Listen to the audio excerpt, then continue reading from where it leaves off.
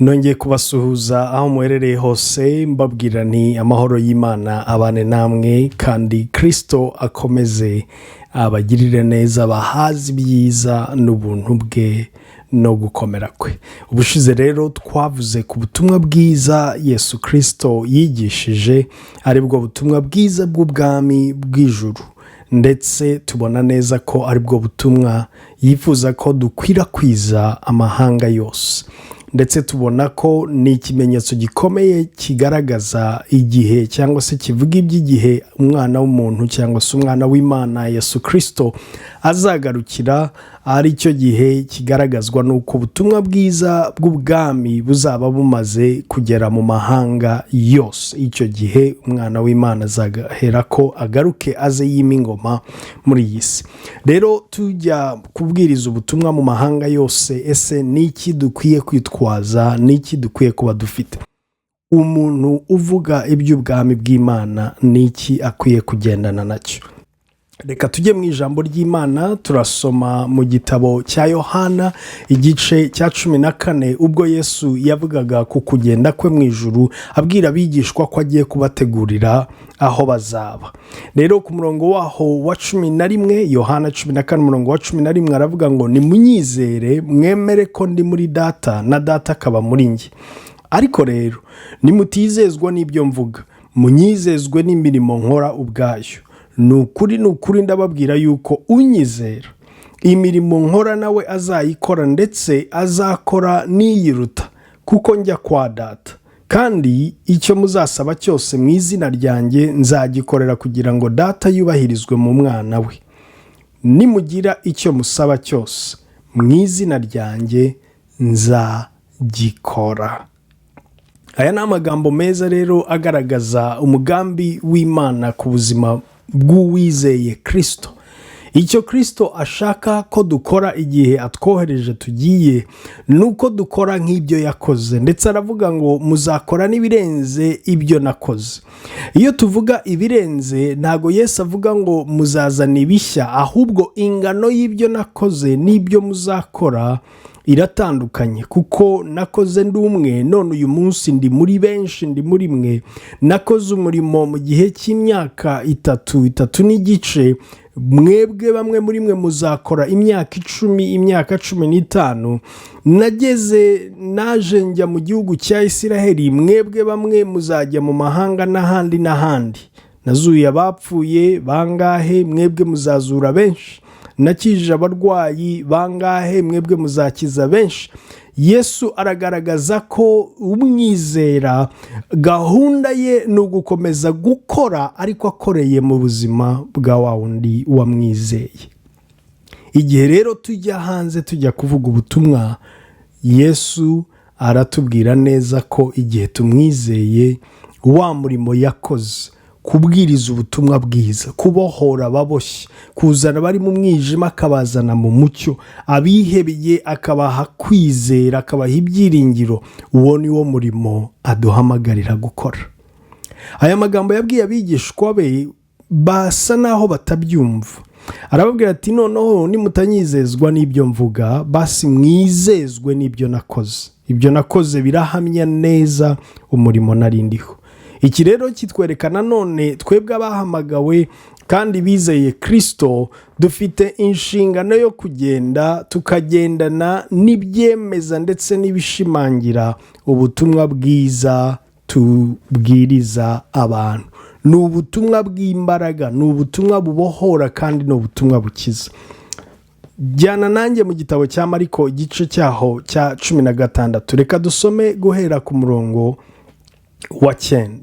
Nuko amaze kuzuka mu museke ku wa mbere w'iminsi 7, abanza kubonekera Mariya Magadalena, uwo yirukanyemo abadayimoni 7.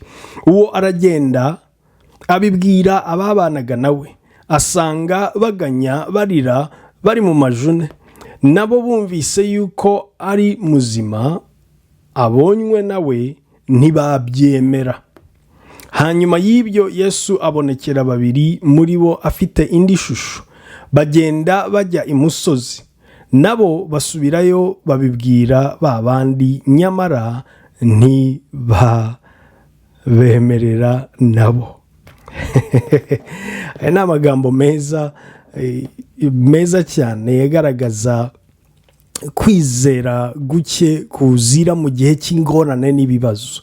Cyagiye abantu bavuga ngo birarangiye. Abigishwa bari bafite ubwoba bavuga ati umutware umwigisha ko agiye, ko apfuye, birarangiye, bibagirwa ko yababwiye ko azazuka mu minsi 3. Urabona amagambo yose twumva ntago ahita ajya ahantu twagera ngo tuvuge ngo ninyakenera nzayabona. Haragenda akihisha kure kugira ngo azagaruke bikagorana. Niyo mpamvu Yesu yavuze ngo nzohereza umwuka wera azabibutsa ibyo nabigishije. Mwuka wera aragenda hahandi kure, hahandi wowe utagera, akahagera akabizana. Rya jambo Kristo yavuze akarizana. Ryari riri kure rero, hano abigishwa ntibashoboraga kubishyikira, ntibabyemera. Ku murongo wa 14 ubwa nyuma abonekera abigishwa be 11 bicaye bafungura. Abagaya kubwo kutizera kwabo no kunangirwa kw'imitima kwabo, kuko batemereye abamubonye amaze kuzuka. Arababwira ati mujye mu bihugu byose, mwigishe abaremwe bose ubutumwa bwiza. Uwizera akabatizwa azakizwa, ariko utizera azacirwaho iteka. Kandi ibimenyetso bizagumana n'abizera ngibi: bazirukana abadayimoni mu izina ryanjye, bazavuga indimi nshya, bazafata inzoka, kandi nibanywa ikintu cyica ntacyo kizabatwara na hato.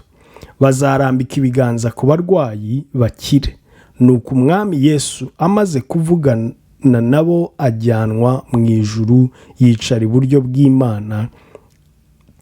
Abo barasohoka bigisha hose, umwami Yesu ari kumwe nabo abafasha, akomeresha ijambo rye ibimenyetso byagendanaga naryo.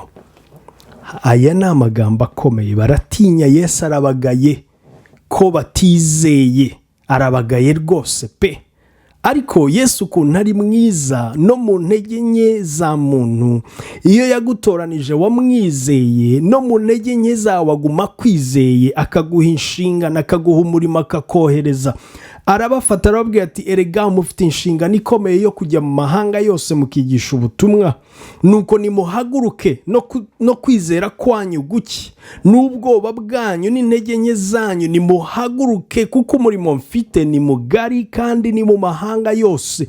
Nimugende rero mubwiriza abantu, uwizera akabatizwa, kubatizwa nk'ikimenyetso cyo kwizera, gushimangira ko bizeye Kristo. Uwo azakizwa ariko utizera azarimbuka. Rero Yesu aratwohereza kujya kuvuga bwa butumwa bwiza bw'ubwami, ko Imana ishaka ko tugaruka aho yaturemeye.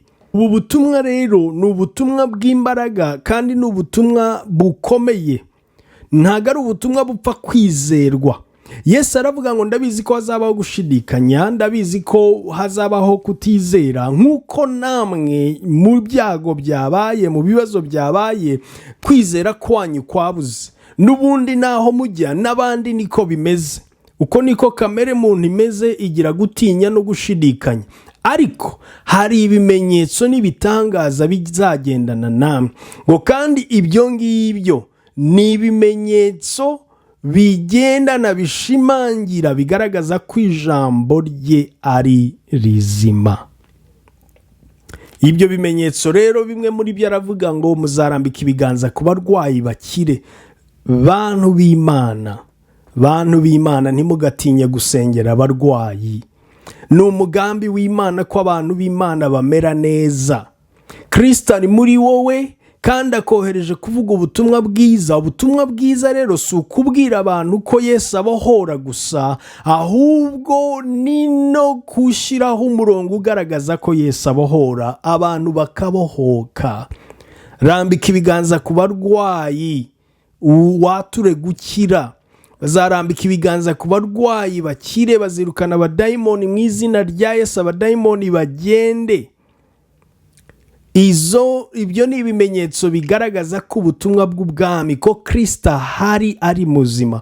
Umurongo wa nyuma dusomye, umurongo wa 20 uravuga ngo abo barasohoka bigisha hose, umwami Yesu ari kumwe nabo abafasha.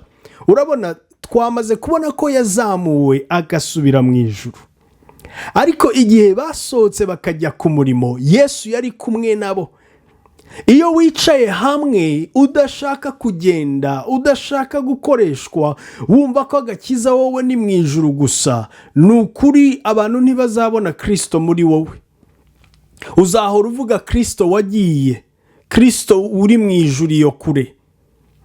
Ariko abemera guhaguruka bakagenda bakakurikira umuhamagaro Kristo abahaye n'inshingano abahaye bakagenda, Kristo ari kumwe nabo kandi azabafasha kandi akorera muri bo, agakomeza kwigaragaza no kwihesha icyubahiro mu bimenyetso n'ibitangaza bikomeza gushimangira ko ijambo rye ari rizima. Abagenda ari kumwe nabo. Kristo yari kumwe n'abigisha aho bagiye hose, nk'uko ari kumwe n'abagenda uyu munsi abakoresha ibimenyetso n'ibitangaza mu izina rye no mu mbaraga yabahaye. Muzarambika ibiganza ku barwayi bakire, muzirukana abadayimoni, vuga mu ndimi nshya, indimi nshya, muvuge mu ndimi nshya. Ntawe ukwiye kugira ubwoba, ntawe ukwiye gutinya, ntawe ukwiye kumva afite isoni zo kuvuga mu ndimi nshya. Ni ubuzima Kristo aduhamagarira, ni ibimenyetso avuga ngo ibi abizera. Ntago yavuze ngo intumwa cyangwa abashumba gusa, ntago yavuze ngo abigisha gusa, oya, ni abizera. Nk'uko muri Yohana 17 ubwo yasengeraga abizeye, yasengeye ab'icyo gihe aravuga ngo n'abandi bose bazizera izina ryanjye. Urumva Kristo rero ntabwo yavugaga ab'icyo gihe gusa, yavugaga abizera muri rusange. Nawe uyu munsi niba wizera Kristo, ibi ni ibimenyetso Kristo yashyizeho kugira ngo bigendane nawe igihe cyose ugenda uvuga gukomera kwe, ubwira abantu iby'ubwami bw'Imana. Ntugatinye rero kuvuga muri izo ndimi igihe umwuka wera aguhaye ubwo bushobozi, akuzuye, atuye muri wowe, akorera muri wowe. Hari abuzuye umwuka wera, babatijwe n'umwuka wera, ariko batazi icyo bakwiye gukora. Bamwe baninangira, ahubwo icya gihe umwuka wera bamanukiye, aho kugira ngo birekure bavuge mu ndimi, bamwe baraturika bakarira kuko ntibazi uburyo bakwiye kubyitwaramo. Abandi bigishijwe ko ibyo bintu ari iby'inzaduka bidakwiriye, baratinya, batinya amaso y'abababona. Ariko ni ibimenyetso twahawe, ntitubigura. Ariko Yesu yaduhaye ubwishingizi, aratubwira ngo nimugende bizabana namwe, bizabakurikira. Inshingano yacu si ugushaka ibi bimenyetso, si ukubyiruka inyuma, oya. Inshingano yacu ni ukugenda tukabwira abantu iby'ubwami bw'Imana, nuko Yesu ari agakiza, ari we mukiza w'ubugingo, tukababwira rero ibi bimenyetso bikadukurikirana. Rero igihe tujya kuvuga ubu butumwa bwiza bw'ubwami, dukwiye kugendana n'ibi bimenyetso kuko bishimangira ndetse bikagaragaza koko ijambo rya Kristo ari ukuri, ari rizima. Ibimenyetso n'ibitangaza bishimangira kandi bikomeresha ijambo rye. Ibimenyetso n'ibitangaza nibyo akomeresha ijambo rye. Reka Kristo rero agukoresha ibimenyetso n'ibitangaza. Ntiwinangire, ntiwitangire, ntushyireho inkuta zihagarika umwuka wera igihe ashaka gukora. Uri igikoresho cy'umwami, uhagarariye umwami. Niba uhagarariye umwami rero ukwiye kuvuga ibyo umwami ashaka, ibimuri ku mutima, kandi ibyo akaba ari byo ukora. Genda rero, Yesu ari kumwe nawe kandi yiteguye gukomeresha ijambo rye ibimenyetso n'ibitangaza. Abizera, Kristo aduhamagariye kuvuga iby'ubwami bwe mu mahanga yose. Reka tugende mu mbaraga duhaye no mu bikoresho yaduhaye, ari byo bimenyetso n'ibitangaza. Tubikoreshe neza kandi tuba bizerwa. Amahoro y'Imana abane namwe.